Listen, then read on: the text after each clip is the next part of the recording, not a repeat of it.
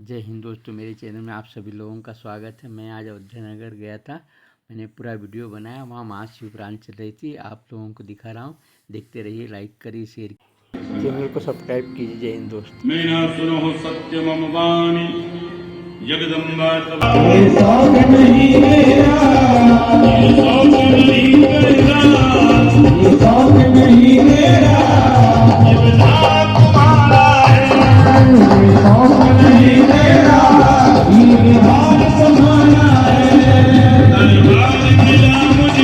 से तो हो ही नहीं सकता, गीली लकड़ी जलेगी। ब्राह्मण निराश होकर के कर्ण के पास गया। कर्ण से कहने लगा, महाराज मेरे पिता का देहांत हो गया है और मैं अपने पिता का अंतिम संस्कार चंदन की लकड़ी से करना चाहता हूं। आप चंदन की लकड़ी हमें दान में दे दीजिए। कर्ण के यहां भी वही स्थिति थी जो युधिष्ठिर के यहां है। कई दिनों से लगातार बारिश हो रही थी, लकड़ी खुले में पड़ी थी। तो कर्ण ने सोचा कि देखो लकड़ी गीली पड़ी है, खुले में पड़ी है, कई दिनों से लगातार बारिश हो रही है, इस ब्राह्मण को चंदन की लकड़ी चाहिए पर सूखी चाहिए। तो चंदन की सूखी लकड़ी कहां से आए? कर्ण को याद आया कि मेरा जो राज सिंहासन है ये चंदन की लकड़ी का बना हुआ है। तुरंत ही उसने अपना राज सिंहासन त्याग दिया, एक तरफ खड़ा हो गया, अपने मंत्रियों से कहा, मंत्रियों मेरा जो राज सिंहासन है इसे तोड़ करके इस चंदन की लकड़ी का इस ब्राह्मण को दान में दे दो, इसके पिता का अंतिम संस्कार इस चंदन की लकड़ी से हो जाएगा। ऐसा महादानी। इसीलिए भगवान कर्ण जब मरा है तो भगवान की आंखों से आंसू निकले। भगवान रोए, भगवान कभी नहीं रोए, लेकिन कर्ण के मरने पर भगवान की आंखों से आंसू निकले। कर्ण का रथ का पहिया जैसे ही जमीन में धंस गया और वो उसको निकाल रहा था, उसी समय अर्जुन ने उसके ऊपर प्रहार किया। उसके मुंह से चीख निकल पड़ी। जैसे ही कर्ण की चीख को भगवान ने सुना तो भगवान रोने लगे। और जैसे ही अर्जुन ने भगवान की तरफ देखा, भगवान की आंखों में आंसू हैं, तो पूछा, प्रभु ये तो हमारा शत्रु है, आतताई है, हमारा इससे युद्ध चल रहा है, ये मर रहा है और आप रो रहे हैं, आपको तो प्रसन्न होना चाहिए। तो भगवान ने कहा कि नहीं अर्जुन, मैं रो इसलिए रहा हूं, इस संसार से, इस पृथ्वी से एक बहुत बड़े दानी का अंत हो रहा है। इससे बड़ा कोई दानी नहीं हुआ है। अगर तुम इसकी परीक्षा करना चाहते हो तो आज भी अभी इसके पास चले जाओ। ये मर रहा है, अंतिम सांसें गिन रहा है, इसके पास ब्राह्मण का वेश बना करके जाओ और कहना कि हमारी बेटी सयानी हो गई, मैं अपनी बेटी का विवाह करना चाहता हूं, महाराज कर्ण हमें कुछ दान में दे दो। जब वो ये कहे कि मेरे पास देने के लिए कुछ है ही नहीं, तो तुम्हें याद दिलाना कि तुम्हारा एक दांत सोने का है, उसे तोड़कर के मुझे दे दो, उसी से हमारी व्यवस्था हो जाएगी। तो सोने का दांत जो है उसका वो भी तोड़ के दे देगा। अब परीक्षा लेने के लिए अर्जुन गए, भगवान भी साथ में ब्राह्मण का वेश बना के। कर्ण अंतिम सांसें गिन रहा है। पहुंच करके ब्राह्मण बने अर्जुन कहने लगे, हे महाराज कर्ण, हमने आपका बहुत नाम सुना है कि आप बड़े दानी हैं। मेरी बेटी सयानी हो गई है, मैं उसका विवाह करना चाहता हूं। दहेज प्रथा सुरसा की तरह मुंह बाए हुए खड़ी है। दहेज प्रथा सुरसा की तरह मुंह बाए हुए खड़ी है।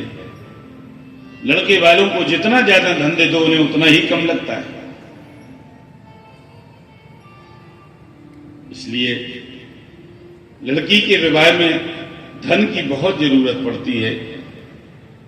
दहेज के लोगों को दहेज बहुत चाहिए। हमारे पास इतना पैसा नहीं है महाराज, कर्ण हमें कुछ दे दीजिए जिससे हमारी बेटी का विवाह हो जाए। कर्ण रोने लगा। जब कर्ण रोने लगा तो ब्राह्मण बने अर्जुन कहते हैं कि रो क्यों रहे? कर्ण कहने लगा, महाराज अब आपकी मैं इच्छा पूर्ण नहीं कर सकता। तो रो क्यों रहे हो? इसलिए क्योंकि आज तक हमारे यहां से कोई निराश होकर के नहीं गया, खाली हाथ नहीं गया। आज पहली बार अंतिम समय है मेरा, अब मैं कुछ नहीं कर सकता, इसलिए तुम्हें खाली हाथ लौटा रहा हूं, इसलिए मेरी आंखों में आंसू। अर्जुन को तो सब पता था। अर्जुन ने कहा कि आप ये कैसे कह सकते कि मेरे पास कुछ नहीं है, अभी तो आपके पास बहुत कुछ है। क्या है? आपका एक दांत सोने का है, वही सोने का दांत तोड़ करके आप मुझे दे दीजिए, इससे मेरी बेटी का विवाह हो जाएगा, इसी से व्यवस्था हो जाएगी। और जैसे ही कर्ण ने यह सुना तो उसका चेहरा प्रसन्न हो, और उसने एक पत्थर उठाया, पत्थर उठा करके जैसे ही दांत तोड़ने लगा, भगवान प्रकट हो गए। अर्जुन से कहा कि देख अर्जुन, देखा तूने ये कितना बड़ा दानी। और भगवान ने कर्ण का अंतिम संस्कार अपनी हथेली के ऊपर किया था। इस दानी को ही हुआ। दान यदि आप एक पैसा भी सच्चे मन से करते हैं, वो कभी बेकार नहीं जाएगा, इस बात की गारंटी है। आप मुक्त हस्त से दान दीजिए। दान देने के बाद में आपके मन में ये पश्चाताप नहीं होना चाहिए कि हमने ज्यादा पैसा दे दिया है। वो अगर ये पश्चाताप हुआ तो दान कभी फलित नहीं हो सकता है। और अगर पश्चाताप नहीं हुआ, मुक्त हस्त से आपने दान दिया, प्रसन्न मन से आपने दान दिया, तो वो दान आपको लगेगा। तो दान धर्मान राज धर्मान मोक्ष धर्मान विभाग से। बताओ, शंखचूड़ ने तो अपना कवच भी, उसी समय भगवान विष्णु ब्राह्मण का वेश बना करके गए, भिक्षा के रूप में वह दिव्य कवच मांग लिया, उसने दे दिया, और शंखचूड़ का रूप धारण करके वे तुलसी के पास आ गए। अब तुलसी के पास आए भगवान, तुलसी का पातिव्रत्य भंग करने के लिए आए, और जैसे ही तुलसी उनसे निपटी तो देवकाल के लिए तुलसी के साथ उन्होंने रमण किया। इसी बीच भगवान शिव ने अपना अमोघ त्रिशूल चला करके शंखचूड़ का वध कर दिया। व्यास जी महाराज कहते, हे मुनि, भगवान नारायण ने जब तुलसी के साथ रमण किया तो तुलसी ने भगवान को श्राप दे दिया कि तुम पत्थर हो जाओ, पाषाण हो जाओ। तुलसी ने श्राप दिया है कि तुम पाषाण हो जाओ। उसी समय शंकर भगवान प्रकट हो गए और उन्होंने कहा, हे तुलसी, तुमने पूर्व समय में तपस्या की थी, उसी के परिणाम स्वरूप ये महाविष्णु तुम्हें प्राप्त हुए हैं। अब तुम्हें शरीर को त्याग करके दिव्य रूप धारण कर भगवान विष्णु के साथ नित्य रमण करो। तुम्हारे द्वारा छोड़ी गई यह काया गंडकी नदी के नाम से विख्यात हो। नेपाल में जो गंडकी नदी है वो तुलसी जी ही थी। गंडकी नदी में एक दामोदर कुंड है। वहां का ये नियम है कि आप दामोदर कुंड में आप तुलसी का पौधा लेकर के जाइए, वो डाल दीजिए, तुलसी का पौधा नीचे जाएगा और उसकी जड़ों में सालग्राम जी चिपक करके ऊपर आ जाएंगे। सही सालग्राम वो होते हैं गंडकी नदी से जो प्राप्त होते हैं। आज भी वहां ये देखने को मिलता है। नेपाल कभी जाओ तो गंडकी के सालग्राम लेकर के जाओ, आओ, क्योंकि साक्षात विष्णु है, साक्षात नारायण है वो। गंडकी के तट पर भगवान विष्णु भी पाषाण रूप से, वहां का पत्थर, हर कंकड़ जो है वो विष्णु, उसमें तीखे दांत वाले भयंकर कीड़े उन शिलाओं को काट करके उनमें छिद्र करते हैं, और उन शिलाओं में यदि कोई तुलसी जी को डाल देता है, भगवान बड़े प्रसन्न हो जाते हैं, संयोग कराएंगे, उन्हें अत्यंत पुण्य की प्राप्ति होगी। हे भद्रे, जो सालग्राम शिला से तुलसी पत्र अलग करता है, सालग्राम के ऊपर हमेशा तुलसी पत्र रहना चाहिए। देखो, एक बात मैं आपको बताऊं, व्यक्ति के घर में साक्षात विराजमान है, इसलिए लड्डू गोपाल जी की सेवा बिल्कुल बालक की तरह होना चाहिए। जो लड्डू गोपाल जी की सेवा करता है उसके घर में समृद्धि आती है। देखता हूं किन्हीं किन्हीं के घरों में जाकर के जब ठाकुर जी का दर्शन करता हूं, मनीषा बैठी हुई है। मनीषा ने इतना बड़ा भव्य मंदिर बनवाया, मैं तो गया देखने को, और उसी भाव से सेवा होती है। दिन भर फ्री बैठे हैं तो भगवान की सेवा में ही लगे, कुछ ना कुछ भगवान की सेवा के लिए चलता है। तो ये होना चाहिए। और जिस घर में लड्डू गोपाल की सेवा नहीं होती है, भगवान को एक टाइम अन्न का भोग जरूर लगाओ। जिस वैष्णव के घर में एक टाइम ठाकुर जी का अन्न का भोग नहीं लगता है, उस घर में कभी समृद्धि नहीं आ सकती। क्योंकि हमारे धर्म शास्त्र कहते हैं तुम्हें निवेदित भोजन करें। हम जो कुछ भी खाते हैं हमें पहले अपने ठाकुर को अर्पित करना चाहिए, उसके बाद में खाना चाहिए। लेकिन हम बड़े चतुर हो गए हैं, हम तरह तरह के पकवान बना बना करके खाते हैं और भगवान को लाई और इलायची दाने का भोग लगा देते हैं। ये कहाँ का न्याय है? अरे इलायची दाना कोई भोग की चीज है? लोग उसको ही बस एक प्लेट में थोड़ी सी इलायची दाने रख दी, भगवान का भोग लगा दिया। हम तरह तरह के पकवान खाएं, भगवान के खाते नहीं है भाई, ये भी आपको पता है। भगवान खाते नहीं है, जब खाते नहीं है तो उनके सामने थाल परोस करके या पकवान रखने में हमारा क्या जाता है? खाते तो उसे हम ही हैं, हमेशा भी नहीं कर सकते। इसलिए हमेशा याद रखना, ठाकुर की सेवा में कभी कमी ना होने पाए। अपने लिए कम कर लेना, लेकिन ठाकुर की सेवा में कभी कभी मत करना। हमें तो सिर्फ भक्त बड़े अच्छे लगते हैं। दूसरे जन्म में उसका स्त्री से वियोग होगा। शंख चूड़ भी मृत्यु के बाद शंख बन गया, इसलिए शंख से भी तुलसी का वियोग नहीं करना।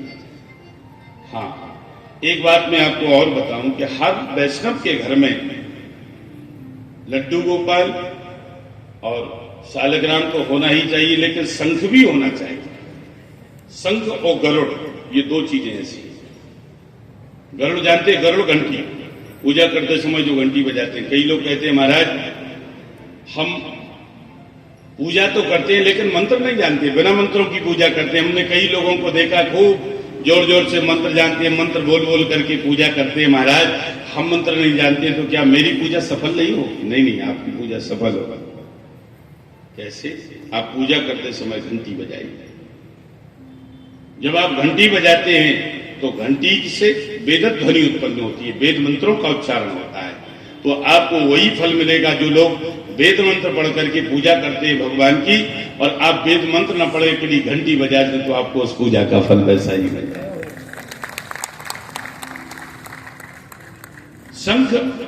शंख की पूजा करें, हर घर में शंख होना चाहिए। शंख ये लक्ष्मी का भाई है। हम लोग जब अनुष्ठान करवाते हैं, बड़े बड़े हवन पूजन अनुष्ठान जब करवाते हैं तो सबसे पहले गरुड़ घंटी की और शंख की पूजा करते हैं। शंख लक्ष्मी का भाई है। लक्ष्मी सबसे ज्यादा प्रसन्न होती है अपने भाई की पूजा से। अगर आप शंख की पूजा नहीं करेंगे तो लक्ष्मी प्रसन्न नहीं होगी। इसलिए पहले शंख की पूजा करो। शंख लक्ष्मी का भाई है। शंख के तो ऐसे ऐसे प्रयोग हैं। शंख में यदि जल भर करके आप रख दीजिए सुबह और शाम को किसी तोतले व्यक्ति को जो तुतलाता हो, हकलाता हो, जिसका उच्चारण स्पष्ट नहीं होता हो, यदि उस व्यक्ति को उस शंख का जल यदि पिला दिया जाए तो उसका कुछ ही दिनों में स्पष्ट उच्चारण होने लगता है, हकलाना और तुतलाना बंद हो जाता है। जो स्त्री गर्भवती होती है, गर्भवती स्त्री को यदि रोज शंख का जल पिलाया जाए, सुबह शंख में जल भर करके रख दो, शाम को पिला दो, शाम के भर के रख दो, सुबह पिला दो, तो इस बात की गारंटी है कि होने वाला जो बच्चा है, चाहे वह बेटी हो या बेटा हो, वो संतान कभी गूंगी पैदा नहीं हो सकती। संतान जो होगी वो सुरीली पैदा होगी, उसका स्वर बहुत अच्छा होगा। शंख का जल पिलाओ गर्भवती स्त्री, ऐसे कई प्रयोग। तो हर घर में शंख स्थापित होना चाहिए, तभी लक्ष्मी प्रसन्न होती है। एक बार भगवान शिव और माता पार्वती काशी में विहार कर रहे थे। एक बार विनोद में क्या किया कि माता पार्वती जी ने पीछे से जाकर के भगवान शंकर के दोनों नेत्रों को ऐसे बंद कर लिया, ऐसे। और जैसे ही नेत्रों को बंद किया, शिव के नेत्र बंद कर लिए, तब क्षण भर में सब जगह अंधकार छा गया। तब भगवान शिव की ललाट की अग्नि से, उष्णता से पार्वती जी के हाथों से पसीने की बूंदें टपकने लगी। उससे एक भयंकर विकराल मुख वाला एक बालक उत्पन्न हो गया, जिसका नाम अंधकासुर हुआ, क्योंकि वो अंधा था, आंखों से दिखाई नहीं देता, वो अंधकासुर था, अंधा था। एक बार हिरण्याक्ष, अब देखो बड़ा वीर था, एक बार हिरण्याक्ष पुत्र प्राप्त करने के लिए शंकर भगवान के पास आया, तब भगवान शंकर ने हिरण्याक्ष को उस अंधकासुर को पुत्र रूप में प्रदान कर दिया कि यही तुम्हारा बेटा है, इसे ही तुम अपना बेटा मानो। और वो अंधकासुर को हिरण्याक्ष को दे दिया। हिरण्यकश्यप का जब वध कर दिया भगवान विष्णु ने, अंधक ने उग्र तपस्या की और बदला लेने की बात वो सोचने लगा।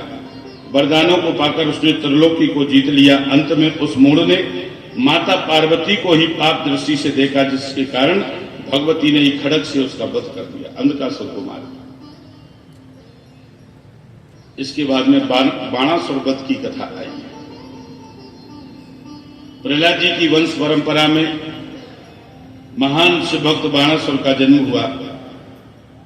बाणासुर की 1000 भुजाएं थी। उसने नृत्य करके भगवान शिव को प्रसन्न कर लिया था।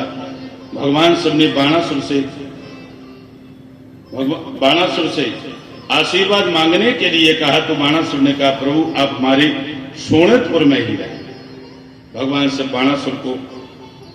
ने बाणासुर को एक ध्वजा दी थी और कहा था कि ये ध्वजा जब तक भंग नहीं होगी तब तक तुम्हारे प्राण सुरक्षित रहेंगे। जिस दिन ये ध्वजा भंग हो जाएगी उसी दिन तुम्हारे प्राण संकट में आ जाएंगे। बोलो शंकर भगवान की। जय हिंद दोस्तों। पूरा वीडियो देख लिया हो तो लाइक करिए, शेयर कीजिए, कमेंट कीजिए, चैनल को सब्सक्राइब कीजिए। जय हिंद दोस्तों।